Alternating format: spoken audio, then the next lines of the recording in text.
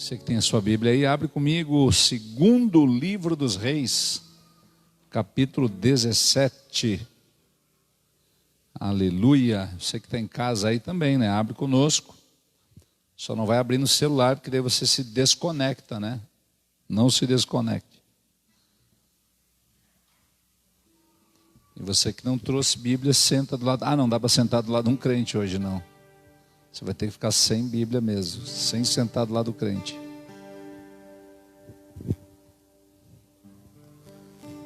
Aleluia, você achou aí? Segundo Reis 17. Ó, mensagem. Se não for do céu, nem abre. Glória a Deus.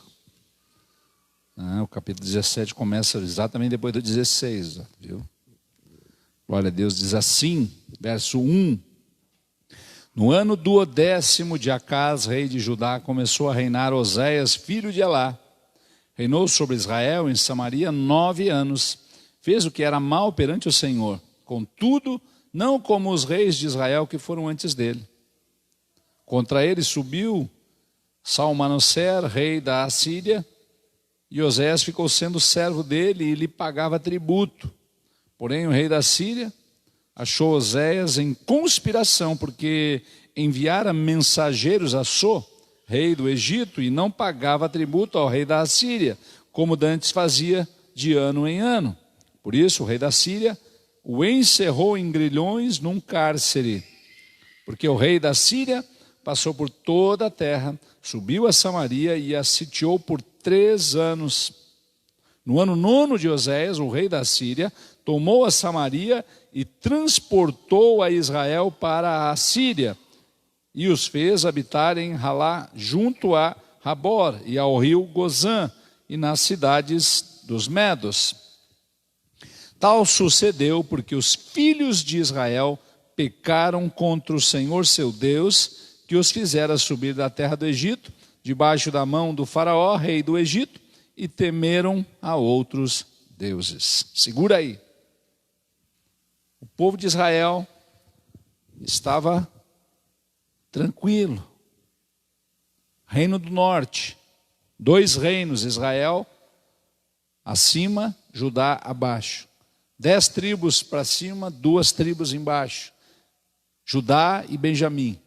O reino havia sido dividido nos dias do filho de Salomão. Então, para você entender, imagine o Brasil.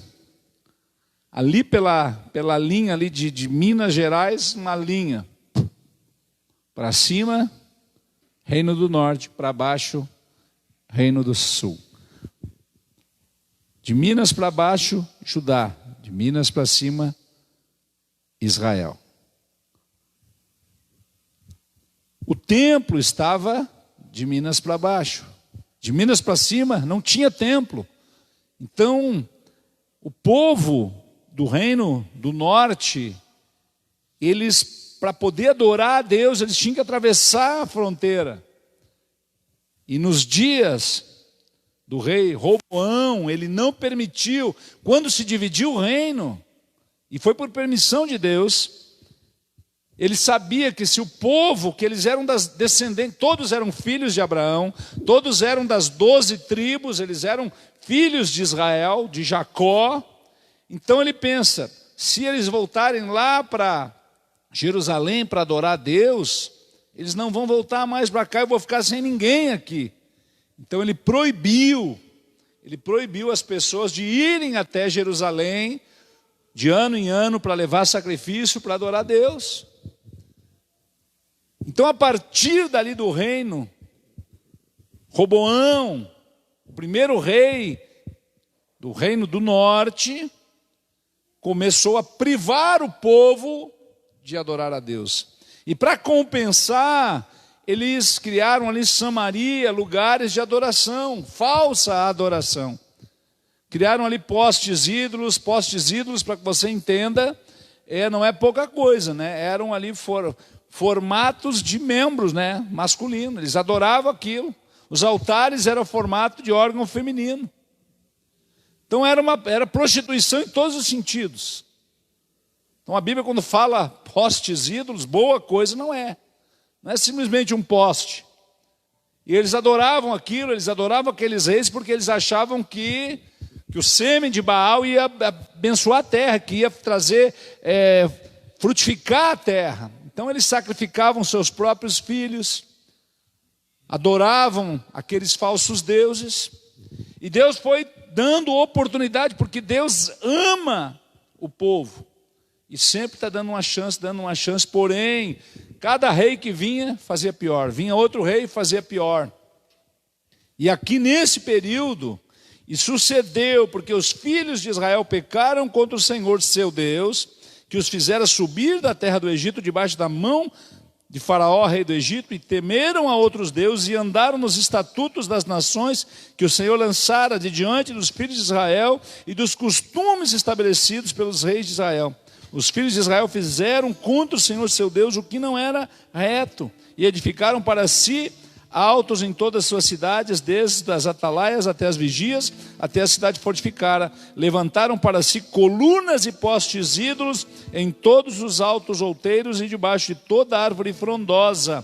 Queimaram ali incenso em todos os altos, como as nações que o Senhor expulsara de diante deles, e cometeram ações perversas para provocarem o Senhor a ira, e serviram os ídolos dos quais o Senhor lhes tinha dito: não farei estas coisas. Segura verso 12. O que eles faziam embaixo das grandes árvores?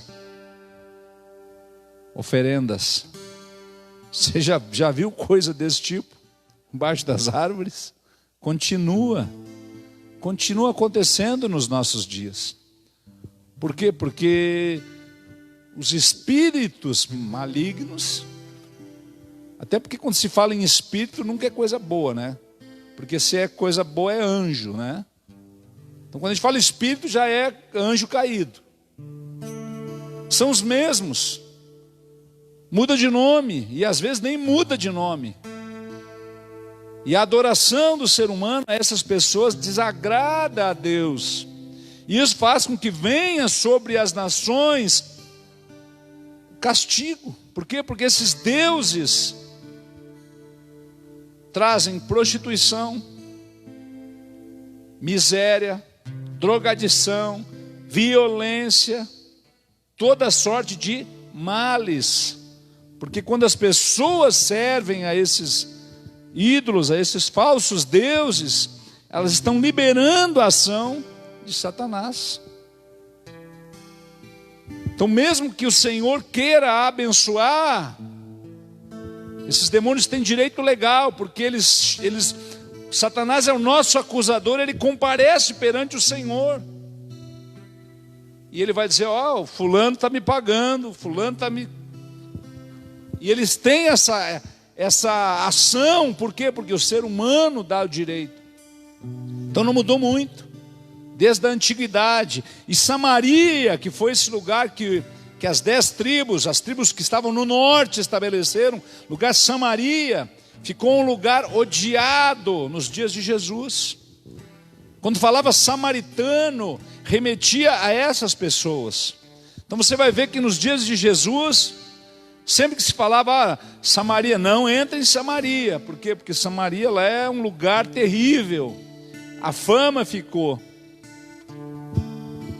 Verso 13. O Senhor advertiu a Israel e a Judá por intermédio de todos os profetas e de todos os videntes, dizendo: voltai-vos dos vossos maus caminhos e guardai os meus mandamentos e os meus estatutos, segundo toda a lei que prescrevi aos vossos pais, que vos enviei por intermédio dos meus servos, os profetas.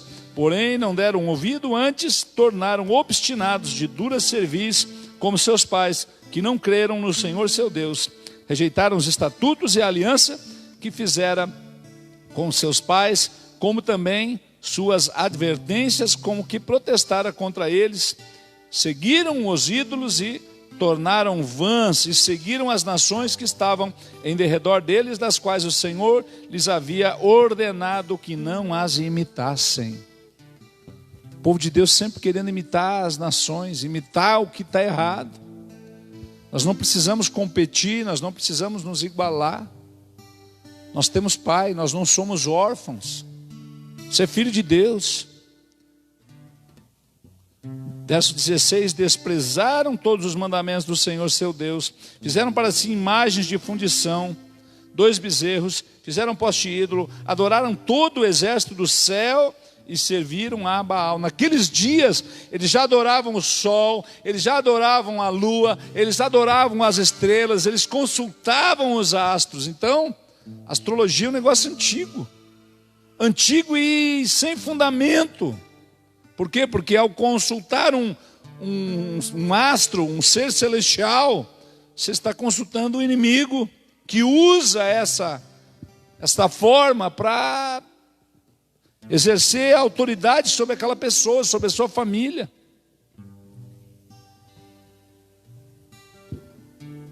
Verso 18: pelo que o Senhor muito se indignou contra Israel e o afastou da sua presença, e nada mais ficou senão a tribo de Judá. Também Judá não agradou o mandamento do Senhor seu Deus. Verso 21: pois quando ele rasgou a Israel da casa de Davi, eles fizeram rei a Jeroboão, filho de Nebate. Jeroboão apartou Israel de seguir o Senhor e fez cometer grande pecado. Assim andaram os filhos de Israel em todos os pecados que Jeroboão tinha cometido, e nunca se apartaram deles. Até que o Senhor afastou a Israel da sua presença, como falara por ministério de todos os seus servos profetas. Assim foi Israel transportada da sua terra para a Síria, onde permanece até o dia de hoje. O rei da Síria trouxe gente da Babilônia, de Cuta, de Ava, de Amate, de Sefarvaim, e fez habitar nas cidades de Samaria, em lugar dos filhos de Israel, e tomaram posse de Samaria, e habitaram nas suas cidades. E ao princípio, quando passaram a habitar ali, não temeram o Senhor, e então mandou o Senhor para o meio deles leões, os quais mataram alguns do povo, pelo que se disse ao rei da Síria: as gentes que transportaste e fizeste habitar nas cidades de Samaria não sabem a maneira de servir o Deus da terra. Por isso enviou ele leões para o meio delas, os quais as matam, porque não sabem como servir o Deus da terra. E então o rei da Síria mandou dizer: levai para lá um dos sacerdotes que de lá trouxestes, que ele vá e lá habite e lhes ensine a maneira de servir o Deus da terra. Foi, pois, um dos sacerdotes que haviam levado de Samaria e habitou em Betel, e lhes ensinava como deviam temer o Senhor. Porém, cada nação fez ainda os seus próprios deuses nas cidades em que habitava, e os puseram nos santuários, nos altos, que os samaritanos tinham feito. Os de Babilônia fizeram Sucote Benote, os de Cuta fizeram Nergal, os de Amate fizeram acima, os aveus fizeram Nisbás e Tartaque, os serfarvins queimavam os filhos, a Adramaleque e a Namaleque, deuses de Sefarvaim. Mas também temiam ao Senhor dentre os do povo, constituíram sacerdotes nos lugares altos, aos quais oficiavam a favor deles, nos santuários dos altos, de maneira que temiam ao Senhor e ao mesmo tempo serviam os seus próprios deuses, segundo o costume das nações, dentre os quais tinham sido transportados. Ou seja, o culto misto de Samaria. Por isso que nos dias de Jesus se odiava tanto os samaritanos. Por quê? Porque eles adoravam a Deus, mas adoravam seus ídolos. E não é diferente hoje. Muitas vezes estamos frequentando a igreja, professamos a fé, adoramos a Deus, cantamos ao Senhor, mas continuamos adorando ao Deus das riquezas, o Deus da prostituição. Muitas vezes estamos sacrificando os nossos próprios filhos quando nós não cuidamos deles, quando nós terceirizamos a educação dos nossos próprios filhos. Porque quem educa não é a escola dá ensino, os pais dão educação, a disciplina vem em casa, o ensino verdadeiro, com princípios, é nas nossas casas. Então não muda muito. Por quê? Porque nosso culto ele é misto. A gente às vezes está com um pé na igreja e 2 no mundo, né? Parece que é um trípede. E o Senhor permitiu que todo aquele povo que estava adorando ora a Deus, ora aos deuses falsos, Ele permitiu que fossem todos levados ao cativeiro. Foram todos levados. Verso 39 diz: mas o Senhor vosso Deus temereis, e Ele vos livrará das mãos de todos os vossos inimigos. Porém, eles não deram ouvidos a isto, antes procederam segundo seu antigo costume. Assim, estas nações temiam ao Senhor e serviam as suas próprias imagens de escultura, como fizeram seus pais, e assim fazem também seus filhos e os filhos de seus filhos até o dia de hoje. Interessante que Samaria passou a um lugar, uma terra de ninguém. Depois passou a lugares desertos. E o povo, ele foi disperso. O povo que era o povo de Deus, ele foi disperso nas terras dos babilônios.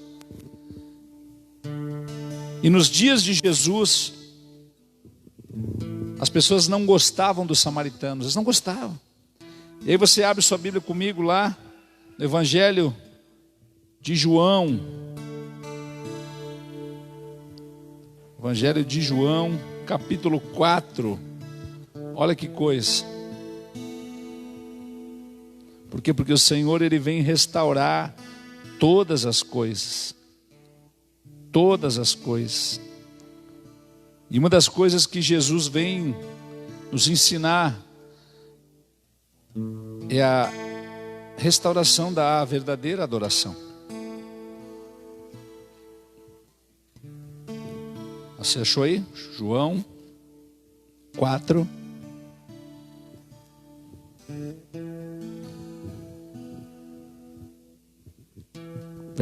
Capítulo 4, versículo de número 1 diz assim: quando, pois, o Senhor veio a saber que os fariseus tinham ouvido dizer que ele, Jesus, fazia e batizava mais discípulos que João, se bem que Jesus mesmo não batizava, e sim os seus discípulos, deixou a Judéia e retirando-se outra vez para a Galiléia. E era-lhe necessário atravessar a província de Samaria. Era-lhe necessário atravessar a província de Samaria. Os judeus davam grande volta para não atravessar Samaria. Davam volta, cortavam volta. Mas aqui diz que era-lhe necessário. Verso 5: chegou, pois, a uma cidade samaritana chamada Sicar, perto das terras que Jacó dera a seu filho José. Estava ali a fonte de Jacó. Cansado da viagem, assentara-se Jesus junto à fonte por volta da hora sexta, ou seja, meio-dia, das 6 ao meio-dia, 6 horas, pino do meio-dia. Nisto veio uma mulher samaritana tirar água. Disse-lhe Jesus: dá-me de beber. Pois os discípulos tinham ido à cidade para comprar alimentos. E então lhe disse a mulher samaritana: como, sendo tu judeu, pedes de beber a mim, que sou mulher samaritana? Porque os judeus não se dão com os samaritanos? Replicou-lhe Jesus: se conheceras o dom de Deus, e quem é que te pede, dá-me de beber, tu lhe pedirias e ele te daria água viva. Respondeu-lhe ela: Senhor, tu não tens com que tirar a água, e o poço é fundo. Onde, pois, tens a água viva? És tu, porventura, maior do que Jacó, o nosso pai, que nos deu o poço do qual ele mesmo bebeu, e bem assim seus filhos e seu gado? Afirmou-lhe Jesus: quem beber desta água tornará a ter sede. Aquele, porém, que beber da água que eu lhe der, nunca mais terá sede. Pelo contrário, a água que eu lhe der será nele uma fonte a jorrar para a vida eterna. Disse-lhe a mulher: Senhor, dá-me desta água, para que eu não mais tenha sede, e nem precise vir aqui buscá-la. Disse-lhe Jesus: vai, chama o teu marido e vem cá. Ao que lhe respondeu a mulher: não tenho marido. Replicou-lhe Jesus: bem disseste, não tenho marido, porque 5 maridos já tivestes, e esse que agora tens não é o teu marido. E isto disseste com verdade. Senhor, disse a mulher, vejo que és profeta. Nossos pais adoravam nesse monte, e vós, entretanto, dizeis que é em Jerusalém, é o lugar onde se deve adorar. Disse-lhe Jesus: mulher, podes crer-me que a hora vem, quando nem neste monte e nem em Jerusalém adorareis o Pai. Vós adorareis o que não conheceis, nós adoramos o que conhecemos, porque a salvação vem dos judeus. Mas vem a hora, e já chegou, que os verdadeiros adoradores adorarão o Pai em espírito e em verdade, porque são estes que o Pai procura para seus adoradores. Deus é espírito, e importa que os seus adoradores o adorem em espírito e em verdade. Eu sei, respondeu a mulher, que há de vir um Messias chamado Cristo. Quando ele vier, nos anunciará todas as coisas. Disse-lhe Jesus: eu o sou, o que falo contigo. Nesse ponto chegaram os seus discípulos e admiraram-se que estivesse falando com a mulher. Todavia, nenhum deles disse: que perguntas ou por que falas com ela? Quanto à mulher, deixou seu cântaro, foi à cidade e disse àqueles homens: vinde comigo e vede um homem que me disse tudo quanto tenho feito. Será este porventura o Cristo? E saíram, pois, da cidade e vieram ter com ele. Você está entendendo? Jesus vem restaurar todas as coisas e ele passa por Samaria para justamente restaurar a adoração em Samaria. Ele vem e fala de coisas que ele não tinha falado para ninguém. Jesus nunca falou com os discípulos acerca de adoração. Ele andou 3 anos e meio com os seus discípulos, eles ensinou a oração, eles ensinou a curarem, eles enviou, ele fez tantas coisas, mas ele não parou para falar acerca da verdadeira adoração. E aqui ele fala para uma samaritana, para uma mulher pecadora. E ele diz para ela: olha, você já teve 5 maridos, e agora você está com o 6º, e esse não é o seu marido, como quem diz: ei, eu o 7º, eu sou o verdadeiro, eu sou o marido. Ou seja, Cristo, ele é o noivo. Então toda a representação fala, a mulher samaritana representa uma igreja gentílica, ela representa eu e você nos nossos dias, representa a adoração que a igreja gentílica tem e deve levantar ao Senhor, uma verdadeira adoração, uma adoração que ela é em espírito, ela é verdadeira, ela não é para se mostrar, ela não é baseada em coisas exteriores, mas ela é baseada no nosso interior. A verdadeira adoração. Jesus ensina para essa mulher, e essa mulher ela sai, ela anuncia para toda Samaria. E se você continuar lendo as escrituras, você vai ver que Atos, houve um grande avivamento, que o próprio Filipe estava pregando para multidões e multidões. Aonde? Em Samaria, um lugar que ninguém queria. O próprio Senhor Jesus dizia para os discípulos: ó, vocês não se detenham, não falem com gentios, não se desviem do caminho, só falem com os judeus. E de repente, quando o Senhor Jesus morre, quando ele ressuscita, ele diz para os seus discípulos: olha, permaneçam em Jerusalém, até que do alto sereis revestidos de poder, e aí sereis minhas testemunhas em Jerusalém, na Judéia, Samaria e nos confins do mundo. Ou seja, Deus ele vai estabelecendo passo a passo, ele vai restaurando passo a passo. Então, muitas coisas têm sido restauradas nesses dias, principalmente nesses dias de quarentena, nesses dias que as famílias estão mais próximas.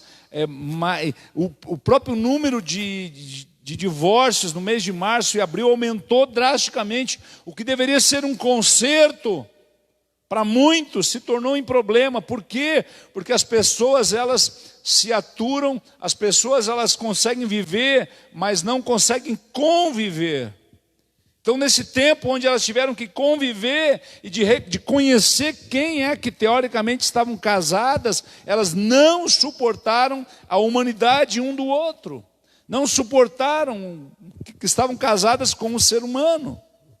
Por quê? Porque agora não podiam mais se esconder, né? Porque muitas pessoas se escondem no trabalho, se escondem na amizade, se escondem no futebol, se escondem na faculdade, se escondem na pós. E tem pessoas que estão sempre achando um curso para fazer. E às vezes estão fazendo um curso de uma outra área que nem é da sua própria área, mas tudo isso é fuga, tudo isso é uma maneira de não conviver nem com o cônjuge, nem com os filhos. E muitas coisas nesses dias têm sido literalmente apresentadas nas famílias. Para quê? Para que haja conserto. Quando a luz ela entra, se você quer botar uma massa corrida na sua parede, você passa. Se você é leigo, você vai passar.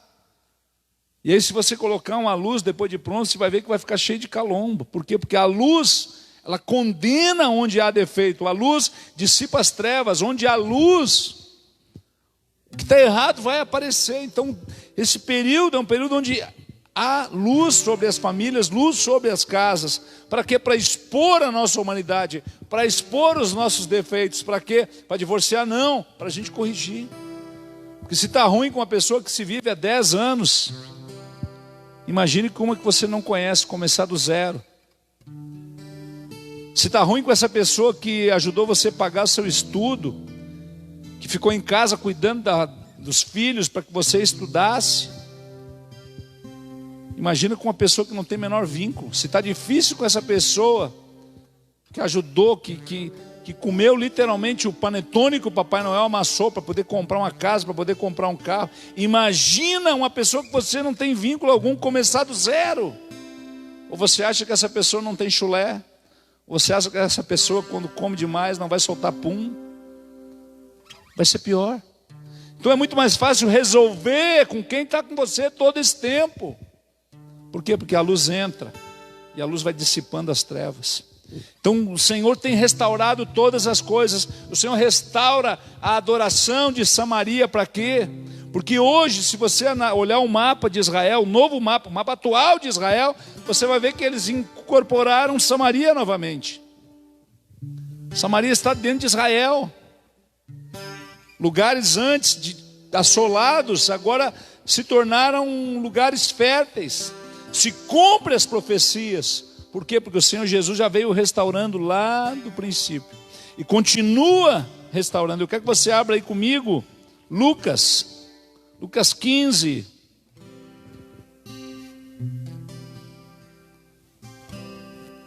Dias que o Senhor vai restaurar 3 tipos, no mínimo, mais do que 3 tipos. Porque vai restaurar os verdadeiros adoradores.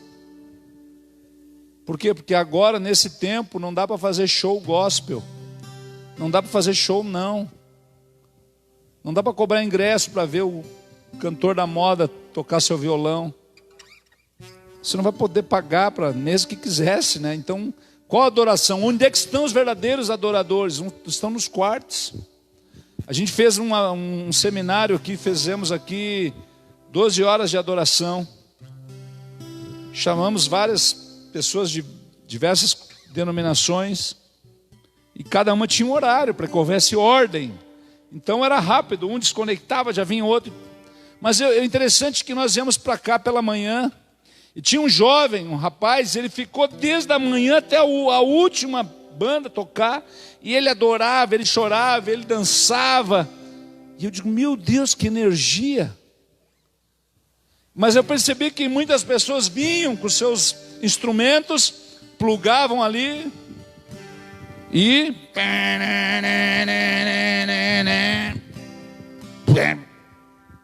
ir embora. Onde está a adoração? Será que eu só adoro se eu tiver com uma guitarra na mão? Quando o outro estiver com violão, eu não adoro. Será que é verdadeira uma adoração com hora marcada?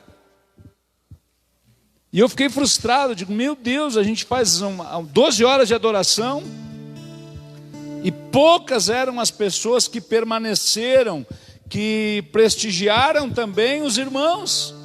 De poder ver, pô, eu vou ver o pessoal também, vou estar junto. Que quem é músico, teoricamente, pô, eu quero ver como é que eles estão, o que estão tocando, como é que não é. Não, interessa o que eu faço, é o meu show. Deu o horário, pum. Desconecta, vai embora. Onde estão os verdadeiros? Por quê? Porque Deus procura os verdadeiros, porque falsos não precisa procurar. Você sabe como é que se aprende acerca das notas falsas? Os especialistas, os americanos da Casa do Tesouro, eles não ficam estudando as falsificações, não. Eles lidam com as verdadeiras. Quando eles vão para começar a trabalhar, eles aprendem a lidar com a textura da verdadeira, com o formato, com o desenho, com o cheiro, com a cor das verdadeiras. Então ele está sempre, até mesmo uma pessoa que tem deficiência visual, uma pessoa que é completamente cega, ela aprende a lidar, não é pegando as falsas, é as verdadeiras, e ela pega a nota e ela sabe o que é, ela sabe de quanto é. Por quê? Porque ela estuda o que é verdadeiro. Então, a nossa adoração, ela tem que ser verdadeira, e nós precisamos praticar o que é verdadeiro, sem se preocupar com o que é falso, porque Deus procura os verdadeiros, Ele não procura os falsos, para tirar os falsos, não. E aqui, Lucas 15, fala de algumas coisas que nós temos perdido.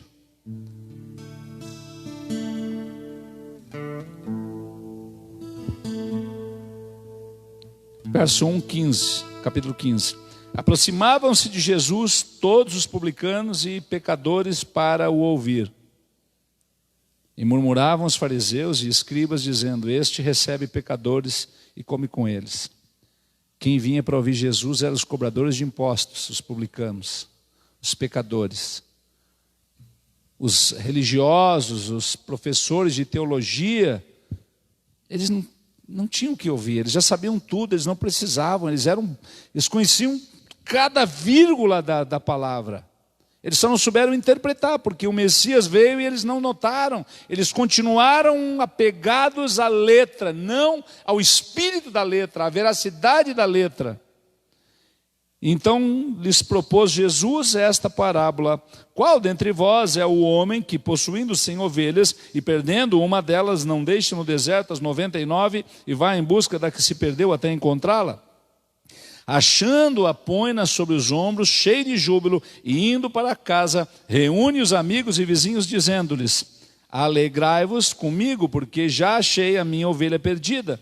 Digo-vos que assim haverá maior júbilo no céu por um pecador que se arrepende, do que por 99 justos que não necessitam de arrependimento. São dias que nós precisamos ir atrás da ovelha perdida.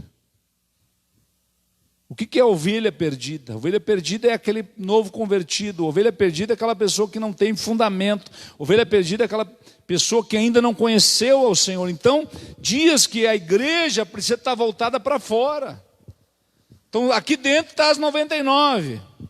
Mas não pode reunir agora por causa do Covid. Bom, então nós vamos atrás da perdida. Então muitas vezes a gente fica: mas tivemos que fechar tudo, parou tudo. Bom, e a perdida? Então Deus está literalmente nos forçando a fechar o aprisco para que a gente faça alguma coisa do lado de fora. Então quem vai atrás da perdida? Pastor, é os obreiros, é os irmãos maduros, eles vão atrás da ovelha perdida. Esse é algo que se perdeu e que Deus tem nos literalmente compungido, impelido a que nós venhamos a buscar. O perdido. Verso 8. Qual é a mulher que, tendo 10 dracmas, se perder uma, não acende a candeia, varre a casa e procura diligentemente até encontrá-la?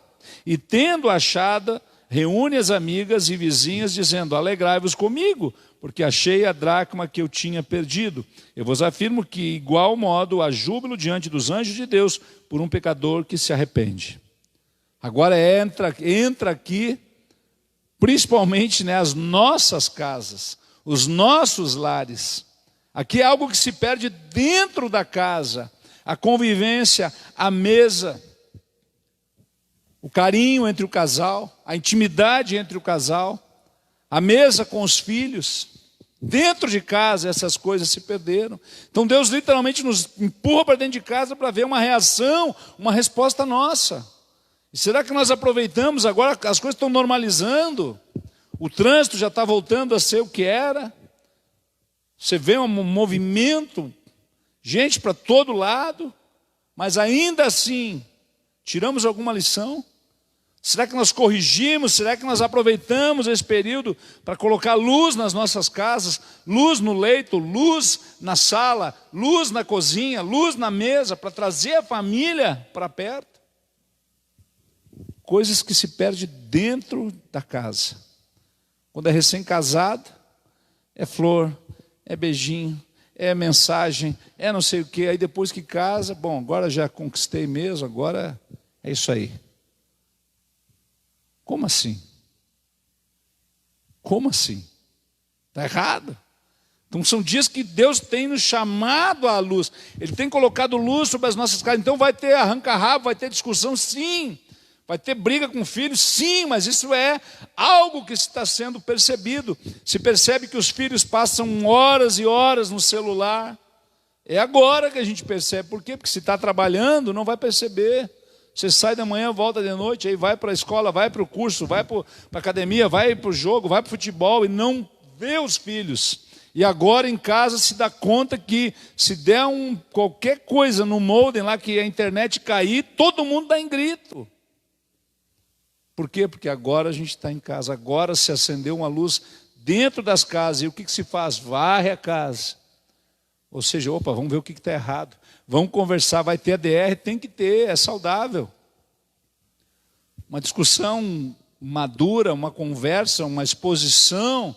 Às vezes o marido jura que está abafando. O homem tem dessas coisas, acha assim que está abafando em todas as áreas. Aí se um belo dia a mulher fala, aí cai os butiá do bolso. Mas por quê? Porque não houve diálogo, não houve conversa. Então Deus tem chamado sim para dentro das casas, tem colocado luz.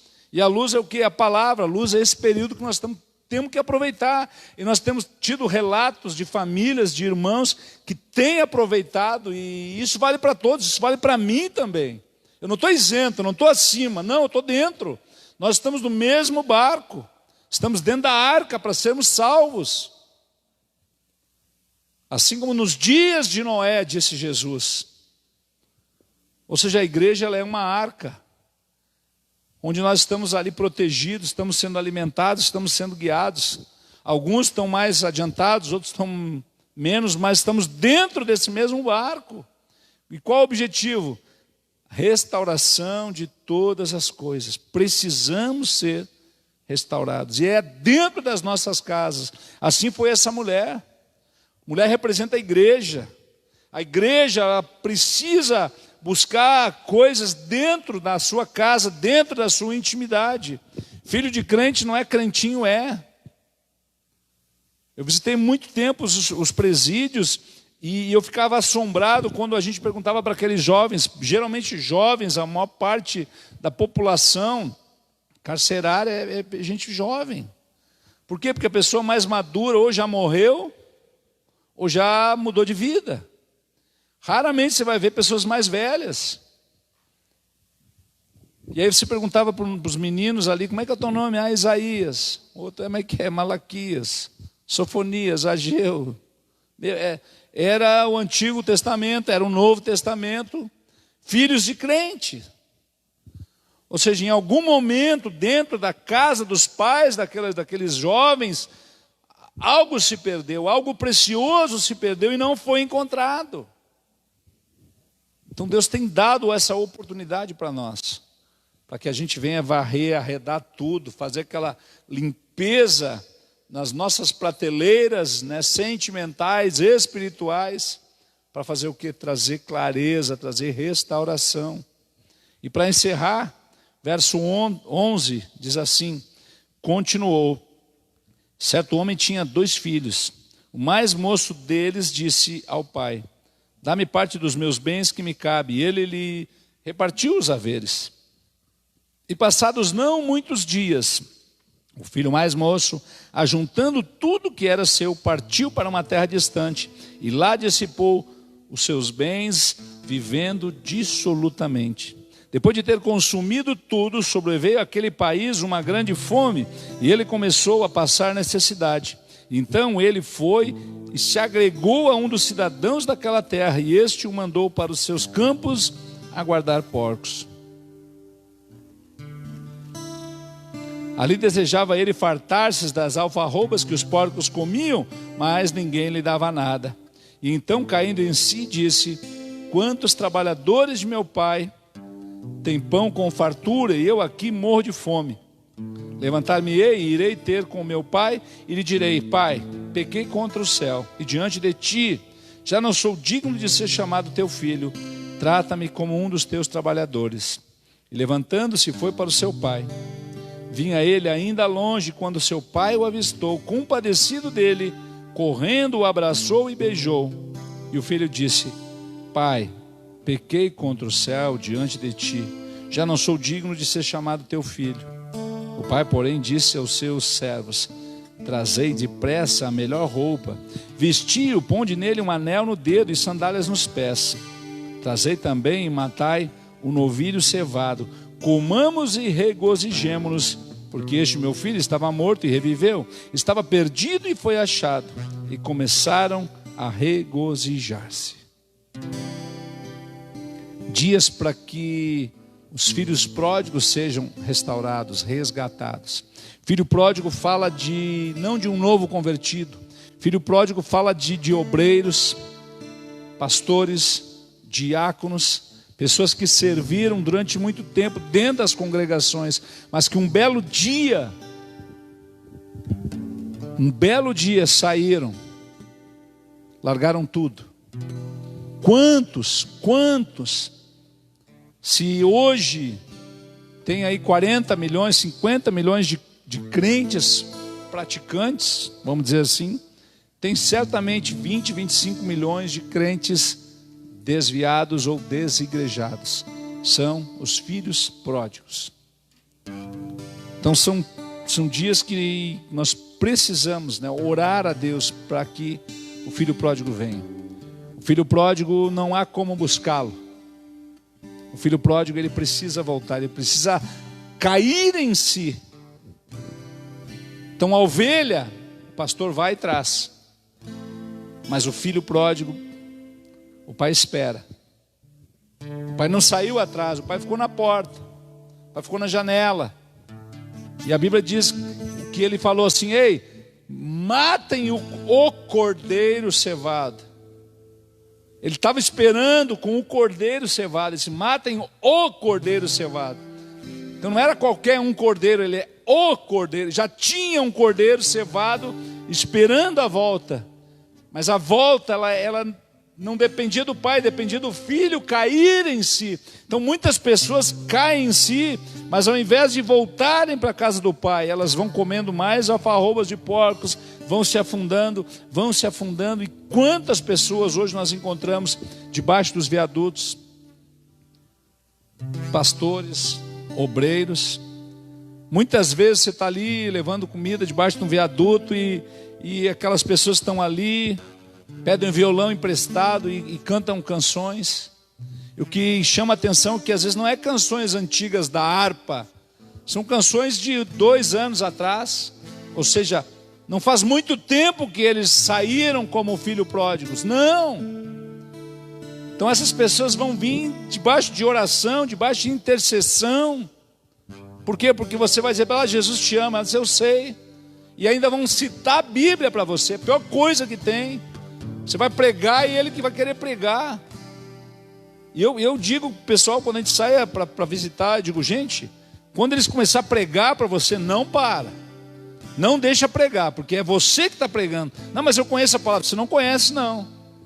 Você pensa que conhece. Se você conhecesse, não estava aí. Então agora me escuta, volta para casa. Eu não dou muita conversa, não. Começa a pregar e contar e citar versículo. Digo: ei, não adianta citar isso aí que tu não vive. Tu precisa voltar para a casa do pai. Quer que eu ore para te voltar? Mas não vem pregar para mim. Agora você está no lugar de ouvir. Então eu digo: você não dá muita conversa. Parece duro, mas é desse jeito. O pai, ele espera um posicionamento. Ele não foi atrás implorar, fica, volta. Ah, tu quer ir? Então vai. Então é diferente. A ovelha não tem noção. A ovelha, ela é biroinha. Se criar uma ovelha sozinha, ela fica triste, ela até morre. A ovelha, ela vai onde tem água, a ovelha vai onde tem pasto. E ela se perde. Como diz o ditado, a ovelha não é para mato. Ela precisa de um lugarzinho bem arrumadinho. E a dracma são coisas que nós perdemos dentro das nossas casas, dentro do nosso lar, dentro da nossa intimidade, dentro do nosso casamento, dentro do nosso convívio. A dracma é nesse lugar. Você só vai achar a dracma em casa. E precisa nesses dias, coloca a luz, conversa. Pega uma noite assim, calma. sai com a esposa, vai fazer um lanche fora, né? Uma janta, se não der, no mínimo um churrasquinho vai ter que sair. E pergunta, né? Pega ela de canto assim, vem cá, tu tá feliz, tu tá contente, o que falta para ti? Fala! Meu Deus, perde até a fome. Porque a gente jura que está abafando. O cara pensa assim, eu sou o cara. I'm a king of the world. Eu sou o rei. E aí se você pedir, ela vai dizer tal coisa, isso. Você até perde a fome. Mas isso é bom, porque a luz vem. E aí você vai melhorando um pouquinho, vai resolvendo cada dia uma coisa. Cada dia uma coisa. Nós tivemos aqui a escola de externa esse ano, e uma pena que está para começar e a gente está nessa indefinição. E era maravilhoso porque foram dias, né, onde as esposas também puderam abrir os corações, e essa abertura da parte das mulheres provocou também nós, os homens, a fazer o mesmo, a expor o coração, colocar luz dentro das casas e procurar dracma. Tinha lugares que não era uma dracma perdida, era 9. Só tinha uma dracma. Daí a gente olhava, achava que estava todas ali, mas só tinha uma dracma. E aquelas dracmas foram a dracma da intimidade, a dracma do carinho, a dracma das férias, do prazer, do passeio, da convivência, uma série de coisas. E você vai juntando, vai resgatando esse dia a dia. Então precisamos nesse período restaurar todas as coisas, para que Cristo volte, para que Cristo venha. Então vamos aproveitar esse período. Há períodos na nossa vida que nós vamos ter muito tempo para orar, muito tempo para ler, muito tempo para buscar. Vai ter períodos na nossa vida que nós não vamos ter tanto tempo assim. Talvez você esteja em grandes correrias, mas você precisa ter uma bagagem para passar o dia mal. Você precisa ter uma bagagem espiritual, um conhecimento, uma base para que você consiga enfrentar o dia mal. Então aproveita todo o tempo que você tem disponível para fazer a vontade de Deus. Busca Ele enquanto se pode achar, enquanto está perto. Buscai ao Senhor enquanto se pode achar, enquanto se pode invocá-lo. Amém? Que a gente possa nesse período ter os nossos olhos focados para dentro da nossa própria casa, dentro da nossa própria vida, os nossos filhos, nosso casamento, nossa profissão, o que eu tenho feito, qual vai ser o meu futuro, eu vou trabalhar nisso o resto da vida, até ficar velho nessa profissão, fazendo isso. Será que isso é a vontade de Deus? Será que isso é algo bom para mim? Às vezes estamos trabalhando em algo que não nos anima, que não nos motiva, que não nos dá prazer. Que seja um tempo de reflexão, que seja um tempo para colocar luz para dentro. Luz para dentro das nossas casas. Amém? Vamos orar? Fique de pé. Hoje nós, não sei se já anotamos os pedidos de oração. Foi anotado? Nós também vamos orar no finalzinho, né, pelos pedidos de oração, enquanto os irmãos estão ali passando. Que você possa olhar para si. O apóstolo Paulo fala com instruções à Santa Ceia, que é necessário, pois, o homem examinar-se a si mesmo, e depois coma e beba da ceia. Que seja um tempo agora para eu e você examinarmos a nós mesmos, para poder não apenas comer de uma Santa Ceia, porque o corpo ele é diário, a vida cristã ela é diária, ela não se trata de uma vez por mês, é um cotidiano. Amém? Feche seus olhos, vamos orar.